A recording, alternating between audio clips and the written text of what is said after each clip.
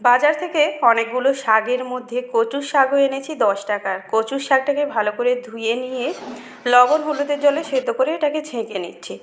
আর কচুর শাক যেহেতু এত বড় গাছ, সেই গাছ নিয়ে আসা যায় না, আর সঙ্গে হচ্ছে কাটাকুটির অনেক ঝামেলা থাকে, সেজন্যে আজকে একেবারে কাটা বিক্রি হচ্ছিলো সেটাকেই কিনে এনেছি। এবারে কড়াইতে সর্ষের তেল দিয়ে 5 ফোড়ন, রসুনের কুচি আর সঙ্গে 2টো শুকনো লঙ্কা দিয়ে চিংড়ি মাছ দিয়ে দিলাম।